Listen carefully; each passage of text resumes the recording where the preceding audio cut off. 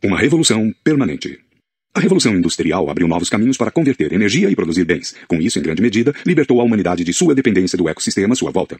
Os humanos derrubaram florestas, drenaram pântanos, represaram rios, inundaram planícies, construíram dezenas de milhares de quilômetros de ferrovias e edificaram metrópoles repletas de arranha-céus. Enquanto o mundo era moldado para atender às necessidades do Homo sapiens, habitats foram destruídos e espécies foram extintas. Nosso planeta, um dia verde e azul, está se tornando um shopping center de plástico e concreto. Hoje, os continentes da Terra abrigam quase 7 bilhões de sapiens. Se pegássemos todas essas pessoas e as colocássemos em uma balança gigante, sua massa combinada seria cerca de 300 milhões de toneladas. Se, então, pegássemos todos os animais de criação domesticados, vacas, porcos, ovelhas e frangos, e os colocássemos em uma balança ainda maior, sua massa seria cerca de 700 milhões de toneladas. Já a massa combinada de todos os grandes animais selvagens que sobreviveram, de porcos espinhos e pinguins a elefantes e baleias, é menos de 100 milhões de toneladas. Nossos livros infantis, nossa iconografia e nossas telas de TV estão cheios de girafas, lobos e chimpanzés, mas o mundo real tem pouquíssimos deles. Há em torno de 80 mil girafas no mundo, em comparação com 1,5 bilhão de cabeças de gado. Somente 200 mil lobos, comparados com 400 milhões de cachorros domesticados. Apenas 250 mil chimpanzés, em contraste com bilhões de humanos. A humanidade realmente dominou o mundo. Nota. Degradação ecológica não é o mesmo que escassez de recursos. Como vimos no capítulo anterior, os recursos disponíveis para a humanidade estão crescendo constantemente, e é bem provável que continuem a crescer. É por isso que as profecias apocalípticas de escassez de recursos provavelmente são equivocadas. Já o temor à degradação ecológica tem sua razão de ser. O futuro talvez testemunhe os sapiens tomando controle de uma cornucópia de novos materiais e fontes de energia, enquanto simultaneamente destrói o que resta do habitat natural e leva a maior parte das outras espécies à extinção. De fato, a desordem ecológica pode ameaçar a sobrevivência do próprio Homo sapiens. O aquecimento global, o aumento do nível dos oceanos e a poluição disseminada podem tornar a Terra menos habitável para nossa própria espécie, e o futuro, consequentemente, pode testemunhar uma disputa cada vez maior entre a capacidade humana e desastres naturais induzidos pelo homem.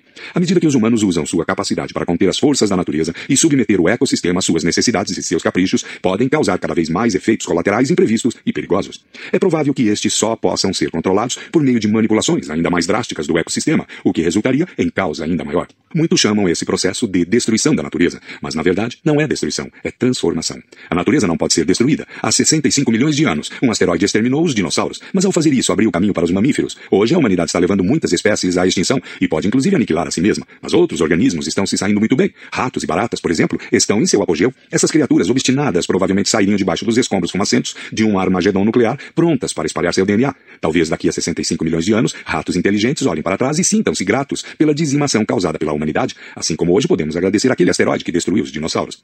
Ainda assim, os rumores sobre nossa própria extinção são prematuros. Desde a Revolução Industrial, a população humana mundial tem florescido como nunca. Em 1700, o mundo abrigava cerca de 700 milhões de humanos. Em 1800, éramos 950 milhões. Em 1900, havíamos quase dobrado para 1,6 bilhão.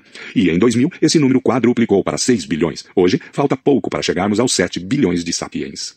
Tempos modernos.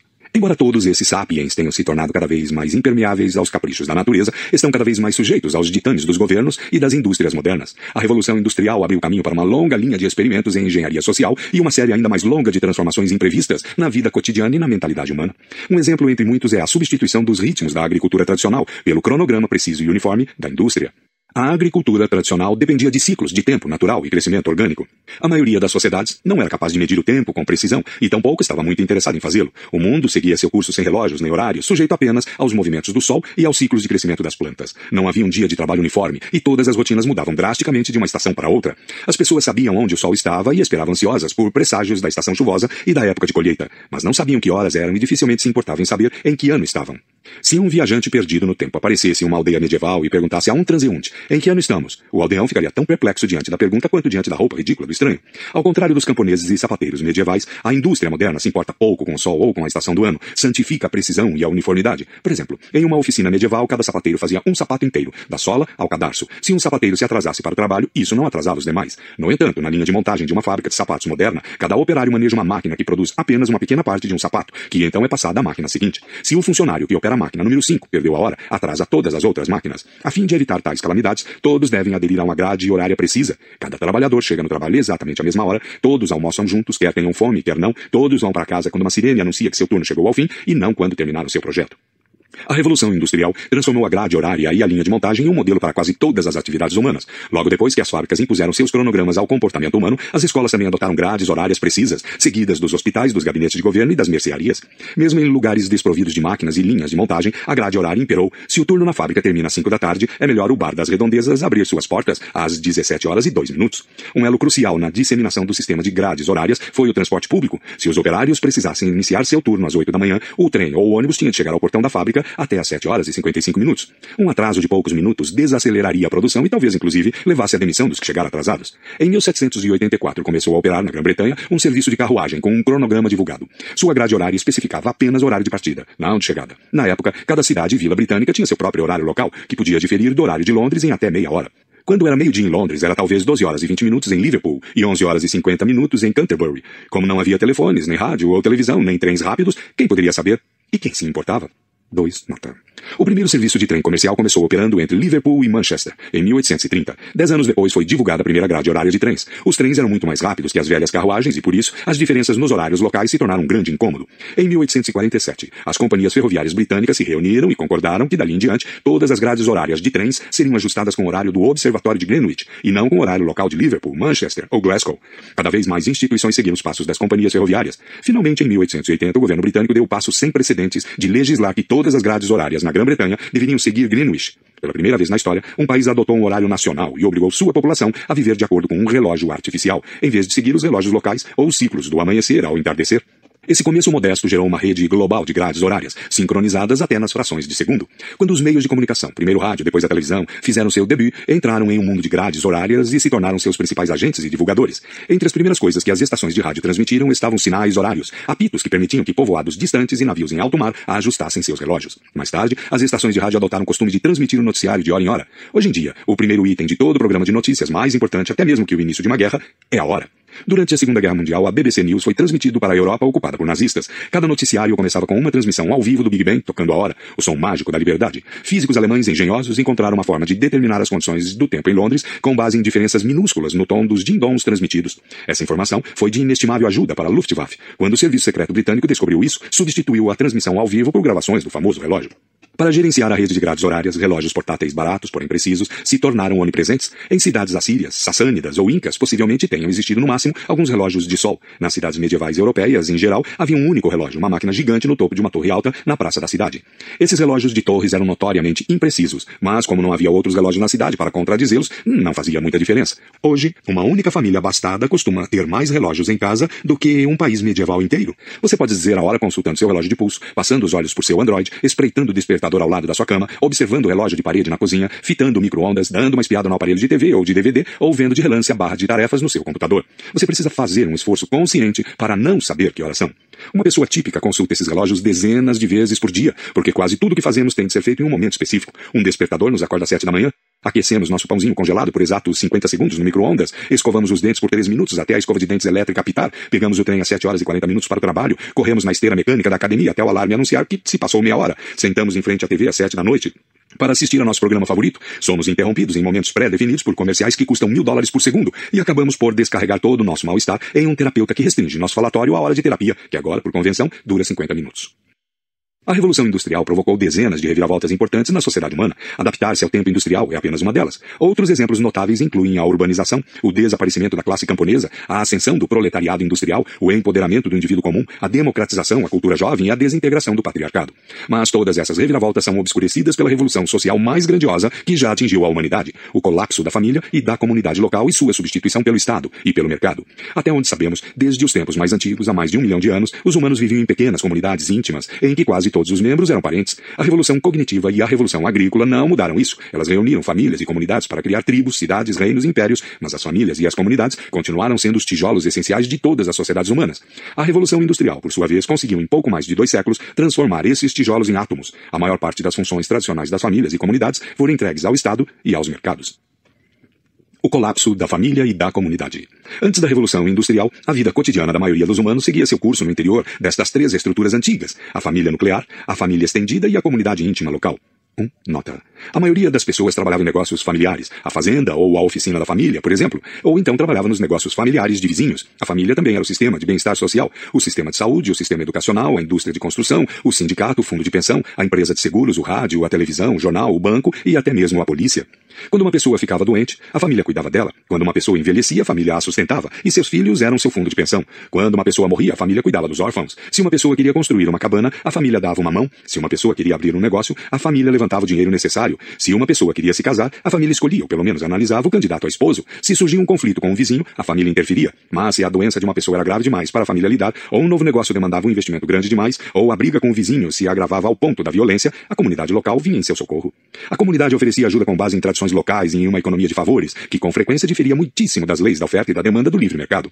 Em uma comunidade medieval, à moda antiga, quando meu vizinho precisava, eu ajudava a construir sua cabana e a cuidar de sua ovelha, sem esperar nenhum pagamento em troca. Quando eu precisava, meu vizinho devolvia o favor. Ao mesmo tempo, o potentado local podia mobilizar todos os aldeães para construir seu castelo, sem nos pagar um centavo sequer. Em troca, nós contávamos com ele para nos defender contra bandoleiros e bárbaros. A vida na aldeia envolvia muitas transações, mas poucos pagamentos. Havia alguns mercados, é claro, mas seu papel era limitado. Era possível comprar especiarias raras, tecidos e ferramentas e contratar os serviços de advogados e médicos. No entanto, menos de 10% dos produtos e serviços usados normalmente eram comprados no mercado. A maioria das necessidades humanas eram atendidas pela família e pela comunidade. Havia também reinos e impérios que realizavam tarefas importantes, como travar guerras, construir estradas e edificar palácios. Para essas finalidades, os reis coletavam impostos e, ocasionalmente, alistavam soldados e trabalhadores. Mas, com poucas exceções, eles tendiam a ficar de fora dos assuntos cotidianos de famílias e comunidades. Mesmo se quisessem intervir, a maioria dos reis só poderia fazê-lo com dificuldade. As economias agrícolas tradicionais tinham poucos excedentes com que alimentar multidões de oficiais do governo, policiais, trabalhadores sociais, professores e médicos. Em consequência, a maioria dos governantes não desenvolvia grandes sistemas de bem-estar social, de saúde ou educacionais. Deixavam tais assuntos nas mãos de famílias e comunidades. Mesmo nas raras ocasiões em que os governantes tentavam intervir de maneira mais efetiva na vida cotidiana dos camponeses, como aconteceu, por exemplo, no Império Qing, na China, eles o faziam convertendo chefes de família e membros mais velhos da comunidade em agentes do governo. Muitas vezes, as dificuldades de transporte e comunicação tornavam tão complicado intervir nos assuntos de comunidades remotas que muitos reinos preferiam ceder até mesmo às prerrogativas reais mais básicas, como a arrecadação de impostos e violência às comunidades. O Império Otomano, por exemplo, permitia vinganças familiares para que se fizesse justiça em vez de financiar uma polícia imperial numerosa. Se meu primo matasse alguém, o irmão da vítima podia me matar em vingança. O sultão em Istambul ou mesmo o pachá provincial não intervinham em tais conflitos, contanto que a violência permanecesse dentro de limites aceitáveis. No Império Ming chinês, 1368-1644, a população estava organizada no sistema de baojia. 10 famílias se agrupavam para formar um jia, e 10 jias constituíam um baô. Quando um membro de um baô cometia um crime, outros membros do mesmo baô podiam ser punidos por isso, em particular, os anciãos. Também se cobrava impostos do baô, e era a responsabilidade dos anciãos do baô, e não dos funcionários do Estado, avaliar a situação de cada família e determinar a quantidade de imposto que deveria pagar. Da perspectiva do Império, esse sistema tinha uma vantagem enorme. Em vez de manter milhares de oficiais da Receita e cobradores de impostos que teriam de monitorar as receitas e despesas de cada família, essas tarefas eram deixadas aos mais velhos de cada comunidade. Eles sabiam quanto cada aldeão ganhava e normalmente conseguiam obrigá-los a pagar impostos sem envolver o exército imperial. Na verdade, muitos reinos e impérios eram pouco mais do que grandes redes de proteção. O rei era o capo de Tuticap, que cobrava uma taxa de proteção e, em troca, garantia que os agrupamentos criminosos e os peixes miúdos das redondezas não causassem nenhum dano àqueles sob sua proteção. Mas não fazia mais do que isso. A vida no seio da família e da comunidade estava longe de ser ideal. Famílias e comunidades podiam oprimir seus membros de maneira não menos brutal do que os estados e mercados de hoje, e sua dinâmica interna era muitas vezes repleta de tensão e violência. Mas as pessoas tinham pouca escolha. Uma pessoa que perdesse a família e a comunidade por volta de 1750 estava morta. Não tinha emprego, nem educação, nem apoio em época de doença ou sofrimento. Ninguém lhe emprestaria dinheiro ou a defenderia se ela se visse em maus lençóis. Não havia policiais, assistentes sociais, nem educação compulsória. Para sobreviver, tal pessoa teria de encontrar rapidamente uma família ou comunidade alternativa. Meninos e meninas que fugiam de casa podiam, na melhor das hipóteses, se tornar servos em uma nova família. Em último caso, havia o exército ou o bordel. Tudo isso mudou radicalmente nos últimos 2 séculos. A Revolução Industrial deu ao mercado novos poderes gigantescos, proveu o Estado de novos meios de comunicação e transporte e colocou à disposição do governo um exército de escriturários, professores, policiais e assistentes sociais. De início, o mercado e o Estado descobriram que seu caminho estava bloqueado por famílias e comunidades tradicionais que tinham pouca afeição por intervenção externa. Os pais e os mais velhos da comunidade relutavam em deixar a geração mais jovem ser doutrinada por sistemas educacionais nacionalistas, alistada em exércitos ou transformada em um proletariado urbano sem raízes. Com o tempo, os estados e os mercados passaram a usar seu poder crescente para enfraquecer os vínculos tradicionais da família e da comunidade. O Estado enviou policiais para impedir vinganças familiares e as substituiu por decisões judiciais. O mercado enviou seus vendedores para eliminar tradições locais de longa data e substituí-las por modas comerciais em constante transformação. Mas isso não foi suficiente. Para acabar realmente com o poder da família e da comunidade, eles precisavam da ajuda de uma quinta coluna. O Estado e o mercado abordaram as pessoas com uma oferta que não podia ser recusada. Tornem-se indivíduos, eles disseram. Casem-se com quem quiserem, sem pedir permissão aos seus pais. Aceitem o emprego que quiserem, mesmo que os mais velhos da comunidade não aprovem. Vivam como desejarem, mesmo que não possam chegar a tempo para o jantar com a família toda semana. Vocês já não dependem da família ou da comunidade. Nós, o Estado e o mercado, tomaremos conta de vocês. Nós lhes daremos alimento, abrigo, educação, saúde, bem-estar e emprego. Nós lhes daremos pensões, seguros e proteção. A literatura romântica muitas vezes apresenta o indivíduo como alguém lutando contra o Estado e o mercado. Nada poderia estar mais distante da realidade. O Estado e o mercado são a mãe e o pai do indivíduo, e o indivíduo só pode sobreviver graças a ele. O mercado nos fornece trabalho, seguro-saúde e uma aposentadoria. Se quisermos estudar uma profissão, as escolas do governo estão lá para nos ensinar. Se quisermos abrir um negócio, o banco nos empresta dinheiro. Se quisermos construir uma casa, uma empreiteira constrói e o banco nos concede um financiamento. Em alguns casos, subsidiado ou garantido pelo Estado. Se a violência irromper, a polícia nos protege. Se ficarmos doentes por alguns dias, nosso seguro-saúde toma conta de nós. Se ficarmos debilitados durante meses, serviços sociais nacionais intervêm. Se precisarmos de assistência 24 horas, podemos contratar uma enfermeira, geralmente uma estranha vinda do outro lado do mundo, que cuida de nós com um tipo de devoção que já não esperamos de nossos próprios filhos. Se tivermos os meios para tal, podemos passar a melhor idade em uma casa de repouso. As autoridades fiscais nos tratam como indivíduos e não esperam que paguemos os impostos do vizinho. Os tribunais também nos veem como indivíduos e nunca nos punem pelos crimes dos nossos primos. Família e comunidade versus Estado e mercado. O ciclo pré-moderno. Família e comunidade fortes. Estado e mercado fracos. Indivíduos fracos. O ciclo moderno. Família e comunidade fracos. Estado e mercado fortes. Indivíduos fortes. Não só homens adultos, como também mulheres e crianças são reconhecidos como indivíduos. Durante a maior parte da história, as mulheres foram vistas como propriedade da família ou da comunidade. Os Estados modernos, por outro lado, veem as mulheres como indivíduos, que desfrutam de direitos econômicos e legais, independentemente de sua família e comunidade. Elas podem ter sua própria conta bancária, decidir com quem se casar e até mesmo escolher se divorciar ou viver sozinhas. Mas a libertação do indivíduo vem com um custo. Hoje, muitos de nós lamentamos a perda de famílias e comunidades fortes e nos sentimos alienados e ameaçados pelo poder que o Estado e o mercado, impessoais, exercem sobre nossa vida. Estados e mercados compostos de indivíduos alienados podem intervir muito mais facilmente na vida de seus membros do que estados e mercados compostos de famílias e comunidades fortes. Quando os vizinhos em um condomínio não conseguem nem sequer concordar sobre quanto pagar a seu zelador, como podemos esperar que resistam ao Estado? O acordo entre Estados, mercados e indivíduos é perturbador. O Estado e o mercado discordam quanto a seus direitos e obrigações mútuos, e os indivíduos reclamam que ambos demandam muito e provêm pouco. Em muitos casos, os indivíduos são explorados pelos mercados, e os Estados empregam seus exércitos, forças policiais e burocracias para perseguir indivíduos em vez de defendê-los. Mas é inacreditável que esse acordo funcione, ainda que de maneira imperfeita, pois infringe inúmeras gerações de pactos sociais humanos. Milhões de anos de evolução nos projetaram para viver e pensar como membros de uma comunidade. Em apenas 2 séculos, nos tornamos indivíduos alienados. Nada atesta melhor o poder incrível da cultura. A família nuclear não desapareceu totalmente da paisagem moderna. Quando os Estados e os mercados destituíram a família da maioria de seus papéis políticos e econômicos, deixaram algumas funções emocionais importantes. Ainda se espera que a família moderna atenda a necessidades íntimas que o Estado e o mercado, até agora, são incapazes de atender. Mas mesmo aqui a família está sujeita a cada vez mais intervenções. O mercado molda em um nível cada vez maior a maneira como as pessoas conduzem sua vida romântica e sexual. Enquanto tradicionalmente a família era o principal casamenteiro, hoje é o mercado que determina nossas preferências românticas e sexuais, e então nos ajuda a encontrá-las. Por uma bela quantia. Antes, a noiva e o noivo se encontravam na sala de estar da família, e o dinheiro passava das mãos de um pai a de outro. Hoje, o galanteio é feito em bares e cafés, e o dinheiro passa das mãos dos amantes a das garçonetes. Ainda mais dinheiro é transferido para as contas bancárias de designers de moda, gerentes de academias de ginástica, nutricionistas, esteticistas e cirurgiões plásticos que nos ajudam a chegar ao café o mais parecido possível com o ideal de beleza do mercado. O Estado também fica de olho nas relações familiares, sobretudo entre pais e filhos. Os pais são obrigados a mandar seus filhos para que sejam educados pelo Estado. Pais que são especialmente abusivos ou violentos com seus filhos podem ser contidos pelo Estado. Se necessário, o Estado pode até mesmo prender os pais ou transferir os filhos para famílias substitutas. Até não muito tempo atrás, a ideia de que o Estado deveria impedir os pais de baterem seus filhos ou humilhá-los teria sido rejeitada imediatamente, sendo considerada ridícula e impraticável. Na maioria das sociedades, a autoridade dos pais era sagrada. O respeito e a obediência aos pais estavam entre os valores mais sagrados, e os pais podiam fazer quase tudo o que quisessem, inclusive matar bebês recém-nascidos, vender os filhos como escravos e casar as filhas com homens que tinham mais que o dobro da sua idade. Hoje, a autoridade dos pais está em queda. Aos jovens é cada vez menos exigida a obediência aos mais velhos, ao passo que os pais são culpabilizados por qualquer coisa de errado que aconteça na vida de uma criança. A mamãe e o papai têm praticamente tanta probabilidade de serem absolvidos no tribunal freudiano quanto os réus em uma farsa judicial stalinista.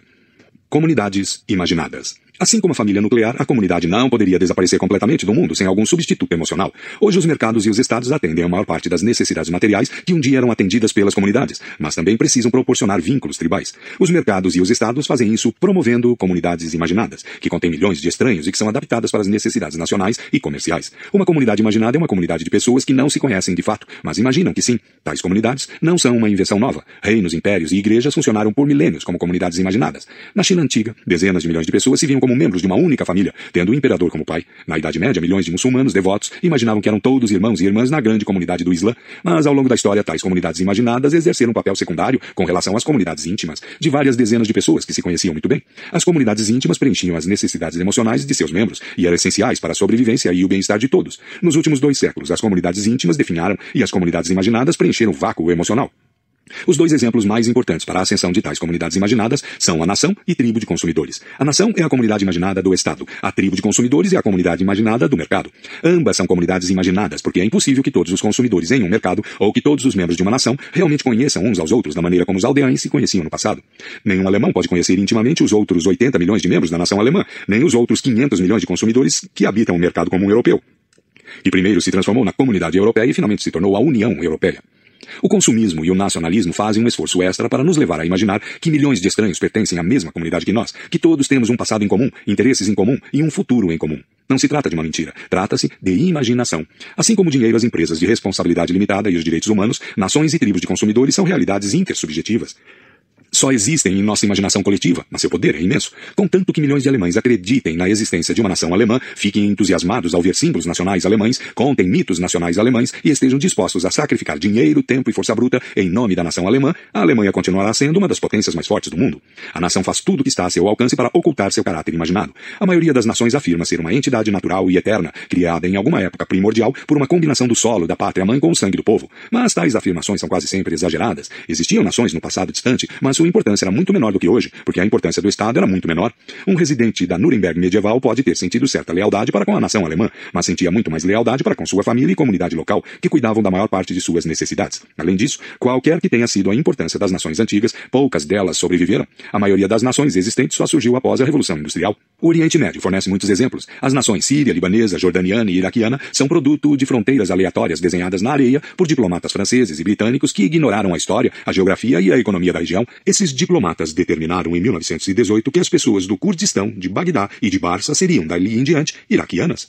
Foram primordialmente os franceses que decidiram quem seria sírio e quem seria libanês. Saddam Hussein e Hafez al-Assad tentaram o possível para promover e reforçar sua consciência nacional, fabricada por britânicos e franceses, mas seus discursos bombásticos sobre a natureza supostamente eterna das nações iraquiana e síria eram palavras vazias.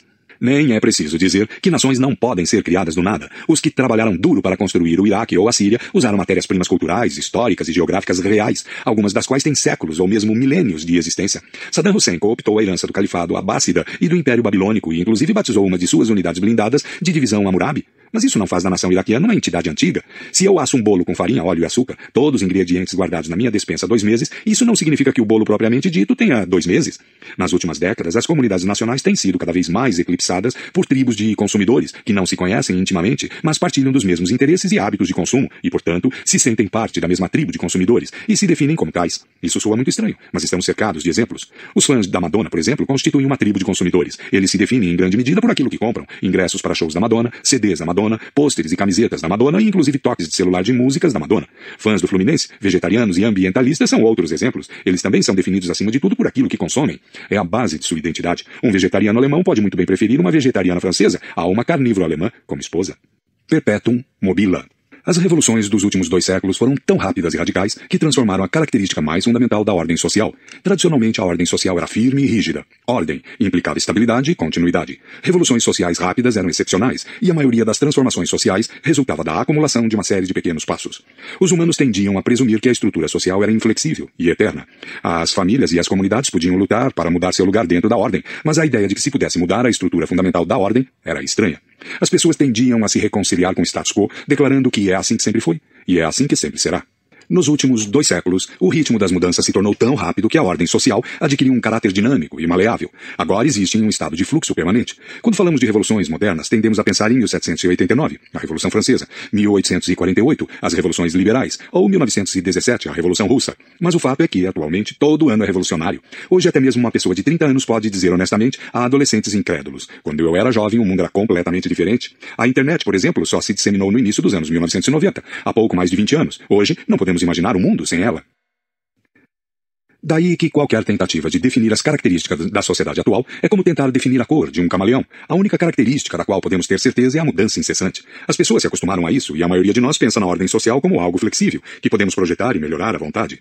A principal promessa dos governantes pré-modernos era salvaguardar a ordem tradicional ou mesmo retornar a alguma era de ouro perdida. Nos últimos 2 séculos, a moeda da política são promessas de destruir o velho mundo e construir um mundo melhor em seu lugar. Nem mesmo o mais conservador dos partidos políticos promete meramente manter as coisas como estão. Todos prometem reforma social, reforma educacional, reforma econômica e muitas vezes cumprem tais promessas. Assim como geólogos esperam que os movimentos tectônicos resultem em terremotos e erupções vulcânicas, também podemos esperar que movimentos sociais drásticos resultem em explosões de violência sanguinárias. A história política dos séculos XIX e XX é muitas vezes contada como uma série de guerras mortíferas, holocaustos e revoluções. Como uma criança usando botas novas e saltando de poça em poça, esse modo de ver as coisas enxerga a história como saltando de um banho de sangue ao seguinte: da Primeira Guerra Mundial à Segunda, e então à Guerra Fria, do genocídio armênio ao genocídio judeu e então ao genocídio ruandês, de Robespierre a Lenin e então a Hitler. Há verdade nisso, mas essa tão conhecida lista de calamidades é um pouco enganosa. Prestamos demasiada atenção às poças e nos esquecemos da terra seca que as separa. As últimas décadas da era moderna testemunharam níveis sem precedentes, não só de violência e horror, como também de paz e tranquilidade. Charles Dickens escreveu sobre a Revolução Francesa, que foi o melhor dos tempos e foi o pior dos tempos. Isso possivelmente é válido a respeito não só da Revolução Francesa, mas de toda a era prenunciada por ela. É especialmente verdadeiro se considerarmos as 7 décadas que se passaram desde o fim da Segunda Guerra Mundial. Durante esse período, a humanidade pela primeira vez se viu diante da possibilidade da autoaniquilação completa e vivenciou um grande número de guerras e genocídios. Mas essas décadas também foram a era mais pacífica da história humana, e por uma boa margem. E isso é surpreendente, porque essas mesmas décadas presenciaram mais mudança econômica, social e política do que qualquer era anterior. As placas tectônicas da história estão se movendo em ritmo frenético, mas os vulcões estão quase sempre silenciosos. A nova ordem maleável parece ser capaz de conter e até mesmo iniciar mudanças estruturais radicais sem ruir em conflitos violentos. 3. Nota. Paz em nossa era.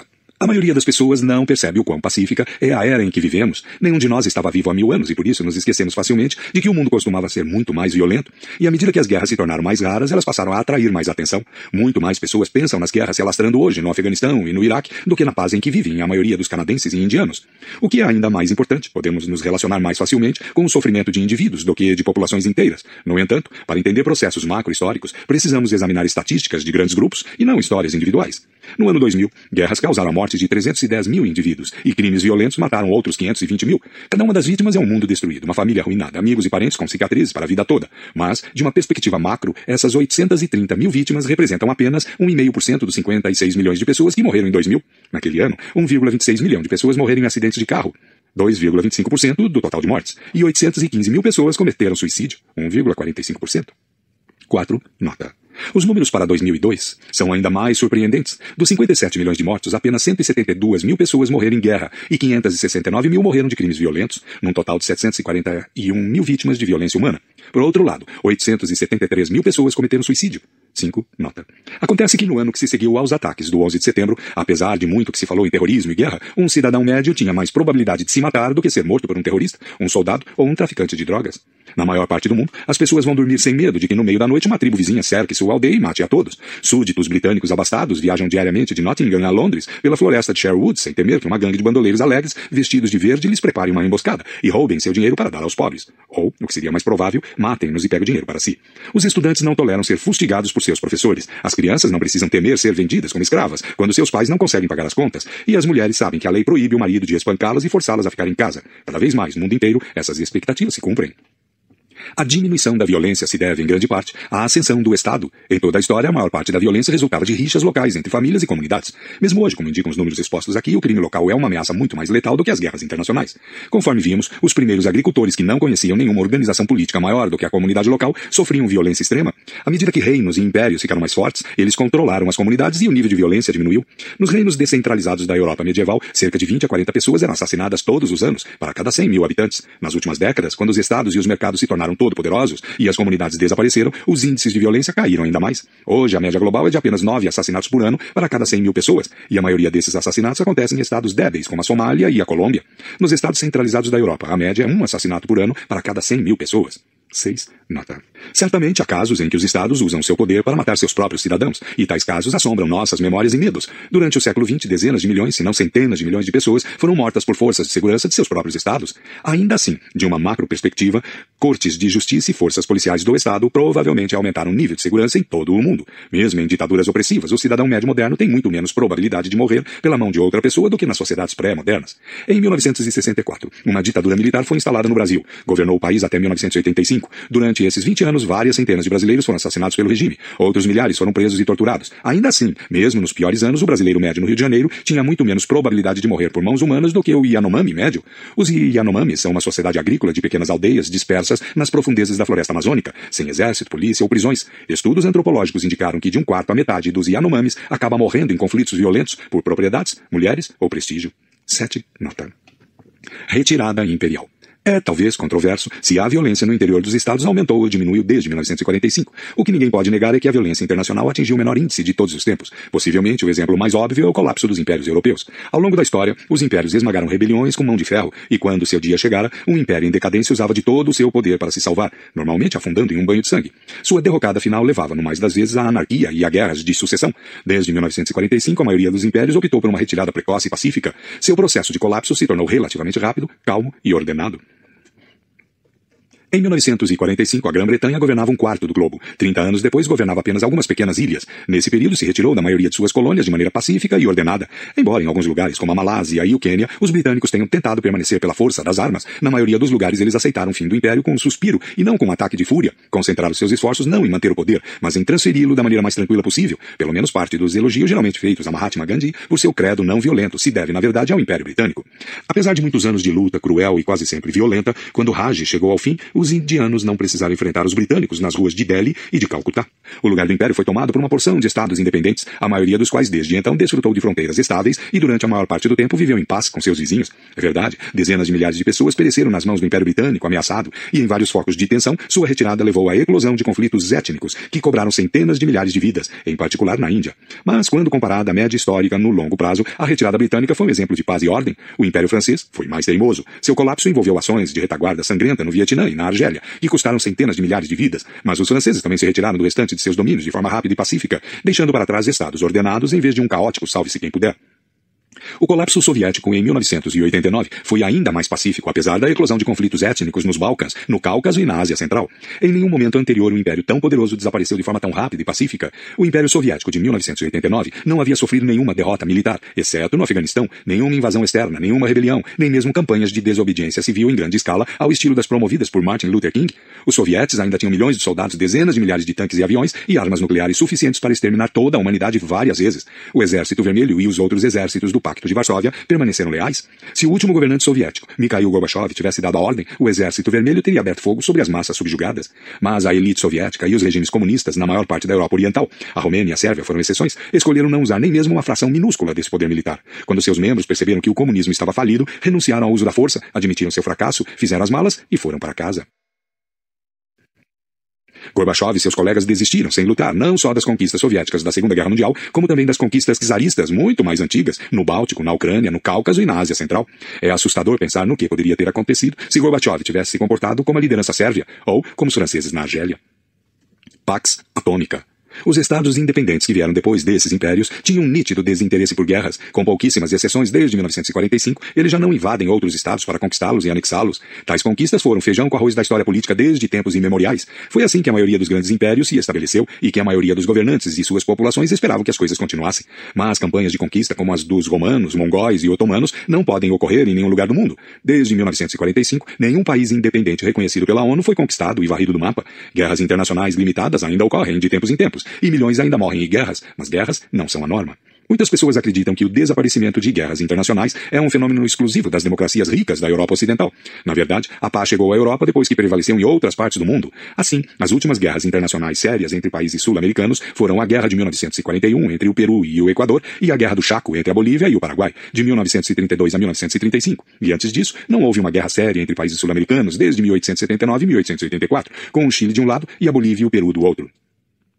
Raramente pensamos no mundo árabe como particularmente pacífico, mas desde que os árabes conquistaram a independência, só uma vez um deles planejou uma invasão de outro em grande escala, a invasão iraquiana do Kuwait em 1990. Houve algumas disputas por fronteiras, por exemplo, entre a Síria e a Jordânia em 1970, muitas intervenções armadas nos assuntos do outro, por exemplo, da Síria, no Líbano, uma série de guerras civis, Argélia, Iêmen, Líbia, e um sem número de golpes e revoltas. Mas não houve nenhuma guerra internacional em grande escala entre os Estados Árabes, exceto a Guerra do Golfo. Mesmo se ampliarmos o escopo para incluir todo o mundo muçulmano, só encontraremos mais um exemplo, a guerra entre o Irã e o Iraque. Não houve nenhuma guerra entre a Turquia e o Irã, entre o Paquistão e o Afeganistão, ou entre a Indonésia e a Malásia. Na África, a situação é menos otimista, mas mesmo nesse continente a maioria dos conflitos são guerras civis e golpes. Desde que os estados africanos conquistaram a independência nos anos 1960 e 1970, pouquíssimos países invadiram outros na esperança de conquistá-los. Houve períodos de calma relativa antes, como por exemplo na Europa entre 1871 e 1914, mas sempre terminaram mal. Mas desta vez é diferente, pois paz de verdade não é mera ausência de guerra. Paz de verdade é quando uma guerra é implausível. Nunca houve paz de verdade no mundo. Entre 1871 e 1914, uma guerra europeia era uma eventualidade plausível e a expectativa de guerra dominava o pensamento de exércitos, políticos e cidadãos comuns. Esse presságio é válido para todos os outros períodos pacíficos na história.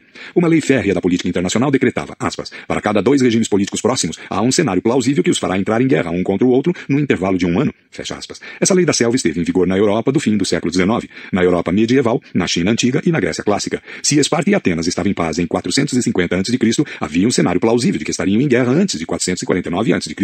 Hoje, a humanidade subverteu a lei da selva. Finalmente, há paz de verdade, e não só ausência de guerra.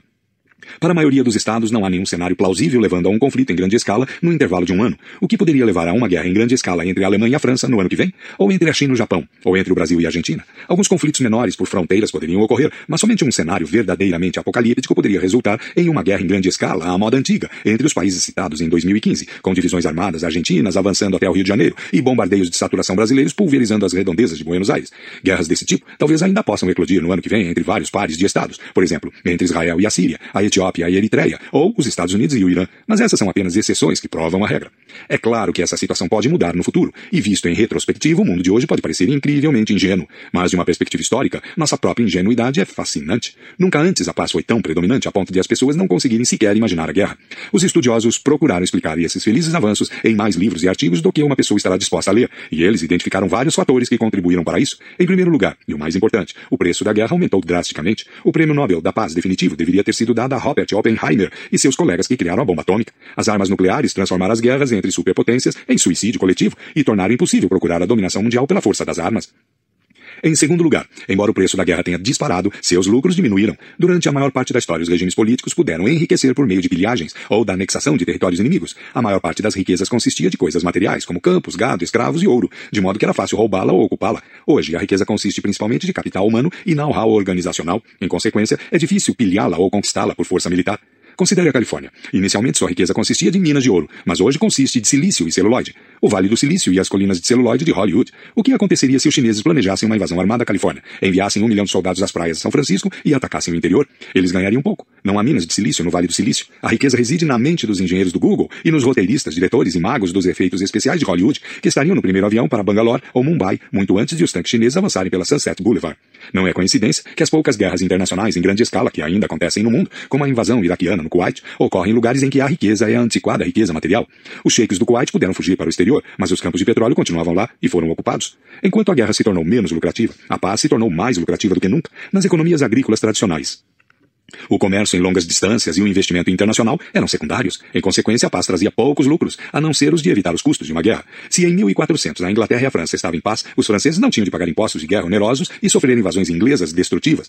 Mas, fora isso, a paz não beneficiava seus bolsos. Nas economias capitalistas modernas, o comércio e os investimentos internacionais se tornaram de suma importância. A paz, portanto, traz dividendos inigualáveis. Contanto que a China e os Estados Unidos estejam em paz, os chineses podem prosperar vendendo produtos aos Estados Unidos, negociando em Wall Street e recebendo investimentos norte-americanos. Por último, mas não menos importante, ocorreu uma mudança tectônica na política cultural global. Muitas elites na história, líderes, hunos, nobres vikings e sacerdotes astecas, por exemplo, viam a guerra como algo positivo. Outras a viam como nociva, mas inevitável, sendo melhor, portanto, usá-la em vantagem própria. Quanto à nossa, é a primeira vez na história em que o mundo é dominado por uma elite que ama a paz. Políticos, empresários, intelectuais e artistas que genuinamente veem a guerra como maléfica e evitável.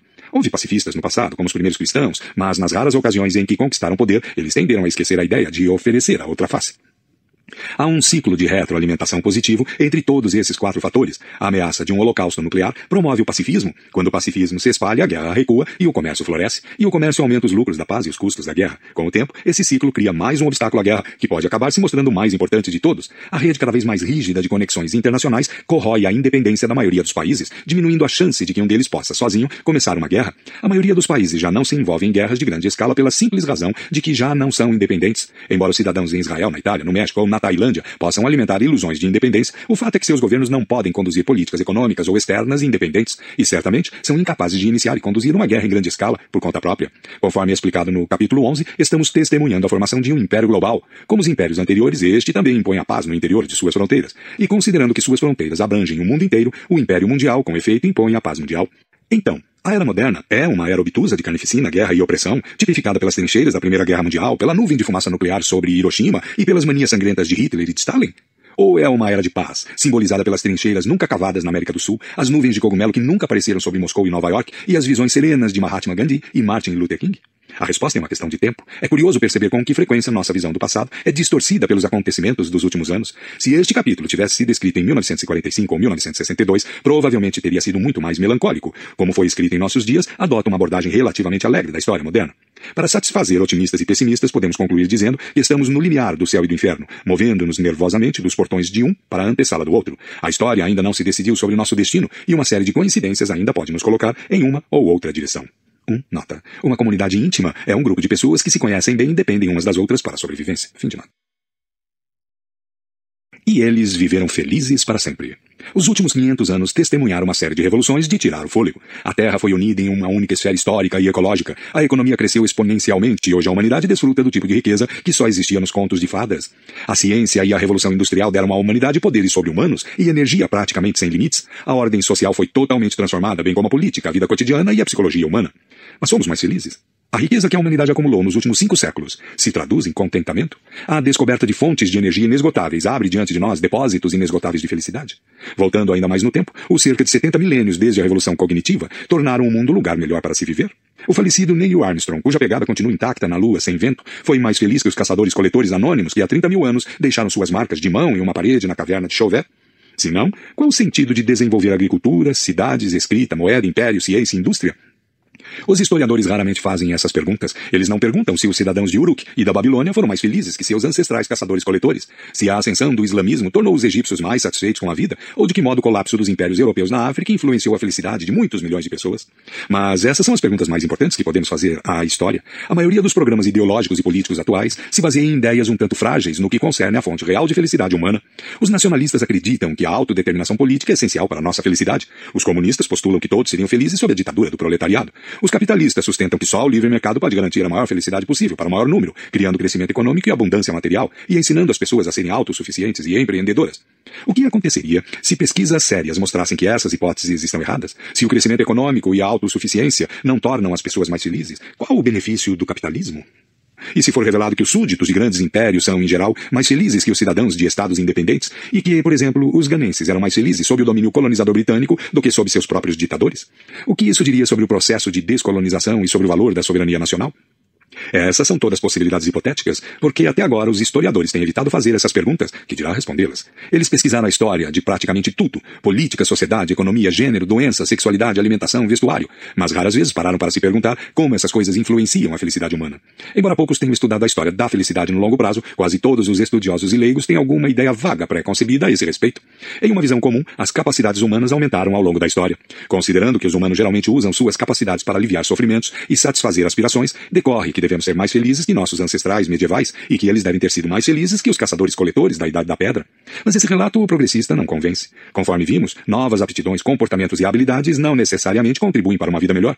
Quando os humanos aprenderam a lavrar a terra na Revolução Agrícola, sua capacidade coletiva de moldar seu ambiente aumentou, mas o destino de muitos indivíduos humanos se tornou mais cruel.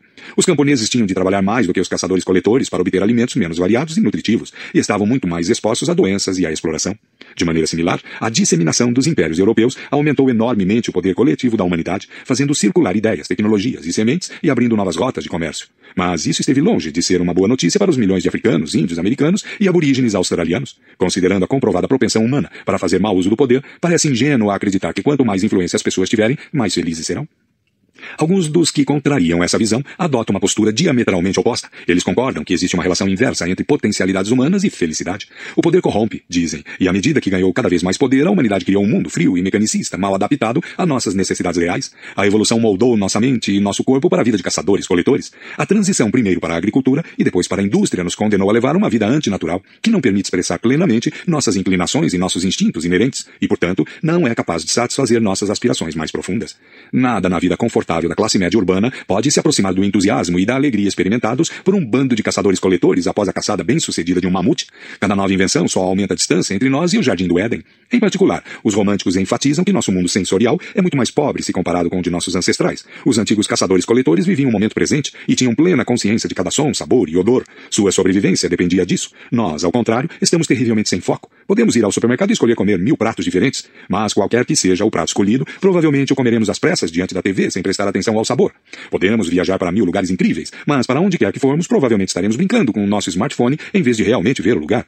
Temos mais opções do que nunca, mas quão boas são essas opções se perdemos a capacidade de prestar atenção realmente?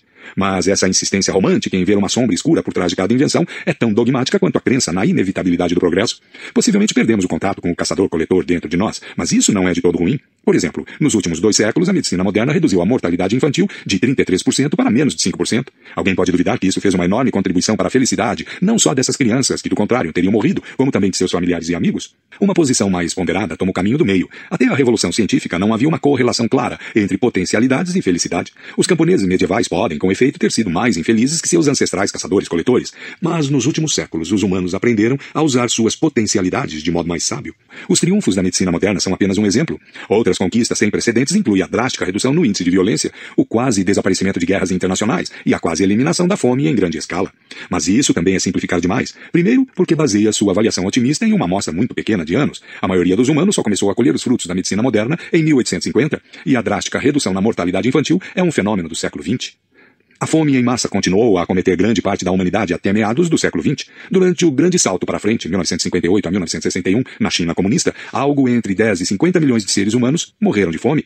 As guerras internacionais só se tornaram raras após 1945, em grande parte graças à nova ameaça de aniquilação nuclear. Portanto, embora as últimas décadas tenham sido uma era de ouro sem precedentes para a humanidade, é cedo demais para saber se isso representa uma mudança fundamental nas correntes da história, ou uma onda efêmera de boa sorte. Ao julgar a modernidade, é demasiado tentador adotar o ponto de vista de um cidadão de classe média do Ocidente do século XXI. Não devemos nos esquecer do ponto de vista do minerador galês, do chinês viciado em ópio ou do aborígene tasmaniano do século XIX. Truganini não é menos importante do que Homer Simpson. Em segundo lugar, até mesmo a breve era de ouro do último meio século pode ter espalhado as sementes de catástrofe futura. Nas últimas décadas temos perturbado o equilíbrio ecológico do nosso planeta de muitas maneiras, provavelmente com consequências terríveis. Há muitos indícios de que estamos destruindo as bases da prosperidade humana em uma orgia de consumo desenfreado. Por fim, só podemos ficar orgulhosos das conquistas sem precedentes dos sapiens modernos se ignorarmos completamente o destino de todos os outros animais. Grande parte da alardeada riqueza material que nos protege de fome e doenças foi acumulada à custa de macacos de laboratório, vacas leiteiras e frangos criados em linha de produção. Nos últimos 2 séculos, dezenas de bilhões deles foram submetidos a um regime de exploração industrial, cuja crueldade não tem precedentes nos anais do planeta Terra. Se admitirmos apenas 1/10 do que os ativistas pelos direitos dos animais estão reivindicando, a agricultura moderna poderia muito bem ser o maior crime da história. Ao avaliar a felicidade global, é um equívoco considerar apenas a felicidade das classes superiores, dos europeus ou dos homens. Talvez também seja um equívoco considerar apenas a felicidade dos humanos. Computando a felicidade. Até agora, discutimos a felicidade como se esta fosse, em grande medida, produto de fatores materiais, como saúde, dieta e riqueza. Se as pessoas são mais ricas e mais saudáveis, também devem ser mais felizes. Mas isso é mesmo assim tão óbvio? Filósofos, padres e poetas refletiram sobre a natureza da felicidade durante milênios, e muitos concluíram que fatores sociais, éticos e espirituais têm tanta influência sobre nossa felicidade quanto as condições materiais. E se as pessoas nas sociedades afluentes modernas sofrem muitíssimo de alienação e carência de sentido, apesar de sua prosperidade? E se nossos ancestrais, menos abastados, encontravam grande contentamento na comunidade, na religião e em um vínculo com a natureza? Nas últimas décadas, psicólogos e biólogos aceitaram o desafio de estudar cientificamente o que de fato deixa as pessoas felizes. É o dinheiro? A família? A genética? Ou talvez a moral? O primeiro passo é definir o que será medido. A definição geralmente aceita de felicidade é bem-estar subjetivo.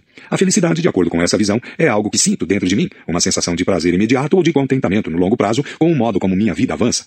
Se é algo sentido do lado de dentro, como pode ser medido de fora? Supostamente podemos fazer isso pedindo que as pessoas nos digam como se sentem. Desse modo, os psicólogos e biólogos que desejam avaliar o quanto as pessoas se sentem felizes, lhes dão questionários para responder e computam os resultados. Um típico questionário sobre bem-estar subjetivo pede aos entrevistados para avaliarem em uma escala de 0 a 10 o quanto concordam com afirmações do tipo, aspas, sinto-me satisfeito com minha forma de ser. Sinto que a vida é muito satisfatória. Sou otimista com relação ao futuro.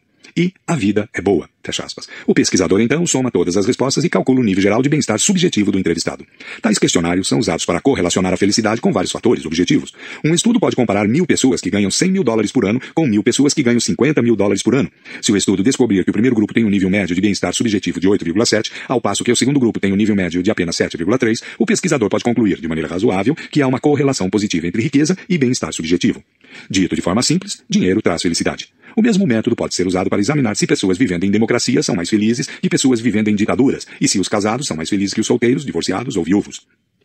Isso fornece uma base para os historiadores, que podem examinar a riqueza, a liberdade política e os índices de divórcio no passado. Se as pessoas são mais felizes em democracias e as pessoas casadas são mais felizes que as divorciadas, um historiador tem uma base para argumentar que o processo de democratização das últimas décadas contribuiu para a felicidade da humanidade, ao passo que os índices crescentes de divórcio indicam uma tendência oposta. Essa maneira de pensar não é isenta de falhas, mas antes de apontar algumas delas, vale considerar suas descobertas. Uma conclusão interessante é que, de fato, o dinheiro traz felicidade, mas só até certo ponto, e além desse ponto, tem pouca significância. Para as pessoas presas na base da pirâmide econômica, mais dinheiro significa mais felicidade. Se você é uma mãe solteira brasileira que ganha R$12 mil por ano limpando casas e de repente ganha R$500 mil na loteria, provavelmente sentirá um aumento significativo e duradouro em seu bem-estar subjetivo. Conseguirá alimentar e vestir seus filhos sem se afundar ainda mais em dívidas. No entanto, se você é um alto executivo que ganha R$250 mil por ano e de repente ganha R$1 milhão na loteria, ou se a diretoria de sua empresa de repente decide dobrar seu salário, é provável que seu aumento no bem-estar subjetivo dure apenas algumas semanas. De acordo com descobertas empíricas, é quase certo que não fará uma grande diferença no modo como você se sente no longo prazo. Você comprará um carro mais pomposo, se mudará para uma casa suntuosa, se acostumará a comer coisas mais sofisticadas e a tomar os melhores vinhos, mas logo tudo isso parecerá rotineiro e nada excepcional. Outra descoberta interessante é que a doença diminui a felicidade no curto prazo, mas só é fonte de sofrimento no longo prazo, se as condições de vida de uma pessoa se deteriorarem de forma constante ou se a doença envolver dor contínua e debilitante. As pessoas que são diagnosticadas com doenças crônicas, como diabetes, geralmente ficam deprimidas por um tempo, mas se a doença não piorar, elas se ajustam à nova condição e classificam sua felicidade nos mesmos patamares que as pessoas saudáveis. Imagine que Lúcia e Lucas são gêmeos de classe média, que concordam em participar de um estudo sobre bem-estar. Ao voltar do laboratório de psicologia, o carro de Lúcia é atingido por um ônibus, deixando-a com uma série de ossos fraturados e uma perna permanentemente danificada. Enquanto a equipe de resgate a está tirando do meio das ferragens, o telefone toca e Lucas grita que acabou de ganhar R$10 milhões na loteria. 2 anos depois, ela estará mancando e ele estará muito mais rico. Mas quando o psicólogo aparece para um estudo de acompanhamento, ambos tendem a dar as mesmas respostas que deram na manhã daquele dia fatídico. Família e comunidade parecem ter mais impacto na nossa felicidade do que dinheiro e saúde. Pessoas com famílias coesas que vivem em comunidades unidas, que lhes dão apoio, são significativamente mais felizes do que pessoas cujas famílias são disfuncionais e que nunca encontram ou nunca buscaram uma comunidade da qual fazer parte. O casamento é particularmente importante. Repetidos estudos descobriram que há uma relação muito direta entre bons casamentos e nível elevado de bem-estar subjetivo, e entre maus casamentos e sofrimento. Isso é verdade, independentemente de condições econômicas ou mesmo físicas. Um inválido sem recursos, cercado por uma esposa amorosa, uma família dedicada e uma comunidade afetuosa, pode se sentir melhor do que um bilionário alienado, contanto que a pobreza do inválido não seja extrema e que sua doença não seja degenerativa nem dolorosa. Isso levanta a possibilidade de que a melhoria gigantesca nas condições materiais dos últimos 2 séculos tenha sido compensada pelo colapso da família e da comunidade. As pessoas no mundo desenvolvido contam com o Estado e o mercado para quase tudo de que necessitam: alimento, abrigo, educação, saúde e segurança. Desse modo, tornou-se possível sobreviver sem ter uma família estendida ou amigos reais. Um indivíduo que mora em uma cobertura urbana é cercado por milhares de pessoas onde quer que vá, mas possivelmente jamais visitou o apartamento vizinho e sabe muito pouco sobre seus colegas de trabalho.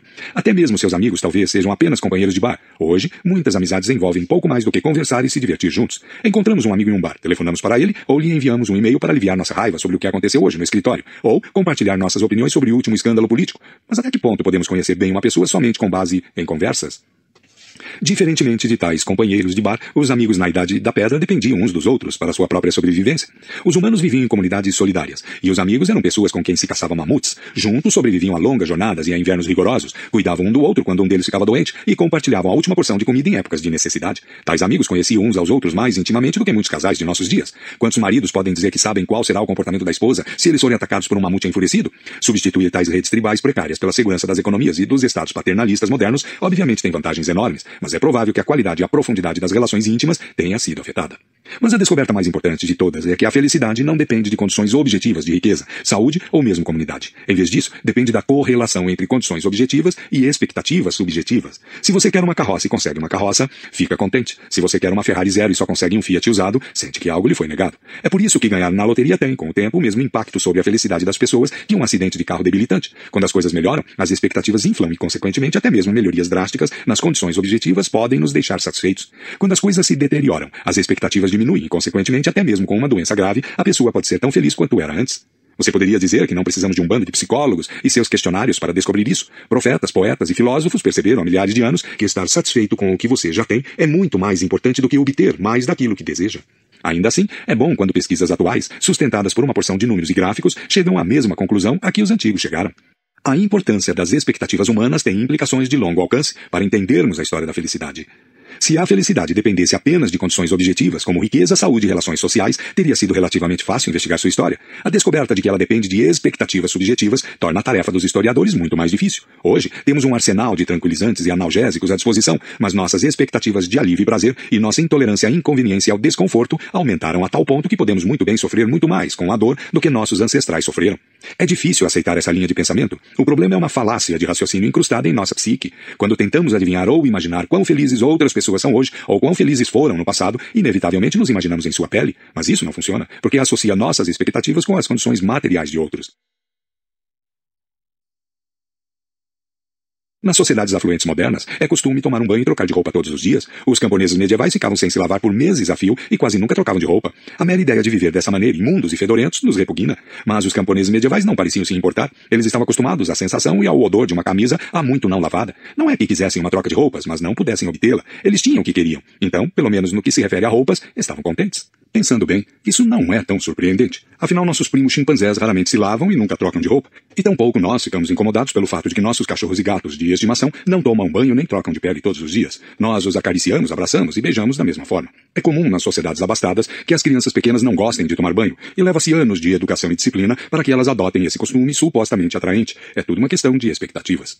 Se a felicidade é determinada por expectativas, então os dois pilares da nossa sociedade, os meios de comunicação de massa e a indústria da publicidade, podem, sem querer, estar esgotando as reservas de contentamento do planeta. Se você fosse um rapaz de 18 anos vivendo em uma pequena aldeia há 5.000 anos, provavelmente se consideraria atraente, pois só haveriam 50 homens em sua aldeia, e a maioria deles seria composta de velhos com cicatrizes e rugas, ou ainda de meninos. Mas se você é um adolescente dos dias de hoje, tem muito mais probabilidade de se sentir inadequado. Mesmo que os outros rapazes na escola sejam feios, você não se compara com eles, e sim com os astros de cinema, atletas e supermodelos que vê diariamente na televisão, no Facebook e nos outdoors gigantes. Então, talvez o descontentamento do terceiro mundo seja fomentado não só pela pobreza, doença, corrupção e opressão política, como também pela mera exposição aos padrões do primeiro mundo. O egípcio médio tinha muito menos probabilidade de morrer de fome, praga ou violência sob o regime de Hosni Mubarak do que sob Ramsés II ou Cleópatra. Nunca as condições materiais da maior parte dos egípcios foram tão boas. Seria de se esperar que eles estivessem dançando nas ruas em 2011, agradecendo a Alá por sua boa sorte. Em vez disso, eles se ergueram furiosamente para derrubar Mubarak. Não estavam se comparando com seus ancestrais sob os faraós, e sim com seus contemporâneos no rico Ocidente. Se esse é o caso, até mesmo a mortalidade talvez leve ao descontentamento. Suponha que a ciência encontre cura para todas as doenças, terapias eficazes contra o envelhecimento e tratamentos regenerativos que mantêm as pessoas jovens por tempo indefinido. Com toda a probabilidade, o resultado imediato será uma epidemia sem precedentes de raiva e ansiedade. Aqueles que não puderem pagar pelos novos tratamentos milagrosos, a grande maioria das pessoas, serão tomados por raiva. Ao longo da história, os pobres e oprimidos encontraram conforto na ideia de que pelo menos a morte é imparcial. Os ricos e poderosos também morrem. Os pobres não ficaram confortáveis com a ideia de que têm de morrer, ao passo que os ricos continuarão jovens e bonitos para sempre. Mas a ínfima minoria, capaz de pagar pelos novos tratamentos, também não ficará eufórica. Terá motivos de sobra para se sentir apreensiva. Embora as novas terapias possam prolongar a vida e a juventude, não podem ressuscitar cadáveres. Que assustador pensar que eu e meus entes queridos podemos viver para sempre, mas só se não formos atingidos por um caminhão ou explodidos em pedacinhos por um terrorista. É provável que as pessoas potencialmente amortais sejam avessas a correr os menores riscos, e a agonia de perder um esposo, filho ou amigo próximo será insuportável. Felicidade química. Os cientistas sociais distribuem questionários de bem-estar subjetivo e correlacionam os resultados com fatores socioeconômicos como riqueza e liberdade política. Os biólogos usam os mesmos questionários, mas correlacionam as respostas fornecidas pelas pessoas com fatores bioquímicos e genéticos. Suas descobertas são chocantes. Os biólogos sustentam que nosso mundo mental e emocional é governado por mecanismos bioquímicos definidos por milhões de anos de evolução. Como todos os outros estados mentais, nosso bem-estar subjetivo não é determinado por parâmetros externos como salário, relações sociais ou direitos políticos. Em vez disso, é determinado por um complexo sistema de nervos, neurônios, sinapses e várias substâncias bioquímicas como serotonina, dopamina e oxitocina. Ninguém fica feliz por ganhar na loteria, comprar uma casa, obter uma promoção ou encontrar um amor verdadeiro. As pessoas ficam felizes por um único motivo: sensações agradáveis em seu corpo. Uma pessoa que acabou de ganhar na loteria ou de encontrar um novo amor e pula de alegria, na verdade não está reagindo ao dinheiro ou ao fato de ser amado. Está reagindo a vários hormônios que inundam sua corrente sanguínea e à tempestade de sinais elétricos pipocando em diferentes partes do seu cérebro. Contrariando todas as esperanças de se criar o céu na Terra, nosso sistema bioquímico interno parece estar programado para manter os níveis de felicidade relativamente constantes. Não existe seleção natural para a felicidade comum. como tal. A linhagem genética de um ermitão feliz entrará em extinção quando genes de pais ansiosos forem transmitidos para a geração seguinte. A felicidade e a infelicidade exercem um papel na evolução somente na medida em que encorajam ou desencorajam a sobrevivência e a reprodução.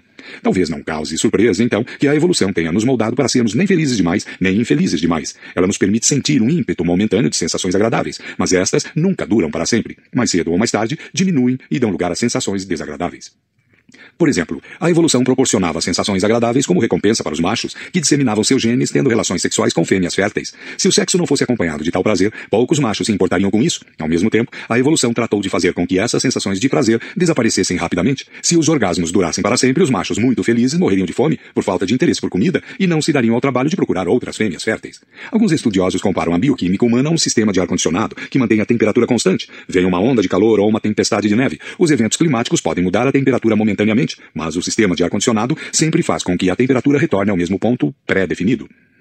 Alguns sistemas de ar-condicionado estão configurados para 25 graus Celsius, outros estão configurados para 20 graus. Os sistemas de condicionamento da felicidade humana também diferem de pessoa para pessoa. Em uma escala de 1 a 10, algumas pessoas nascem com um sistema bioquímico alegre, que permite que seu humor oscile entre os níveis 6 e 10, estabilizando-se com o tempo no nível 8. Tal pessoa é muito feliz, mesmo que viva em uma cidade grande e alienante, perca todo o dinheiro em uma queda da bolsa de valores e seja diagnosticada com diabetes. Outras pessoas são amaldiçoadas com uma bioquímica melancólica que oscila entre 3 e 7 e se estabiliza em 5. Tal pessoa infeliz permanece deprimida, mesmo que desfrute do apoio de uma comunidade coesa, ganhe milhões na loteria e seja tão saudável quanto um atleta olímpico.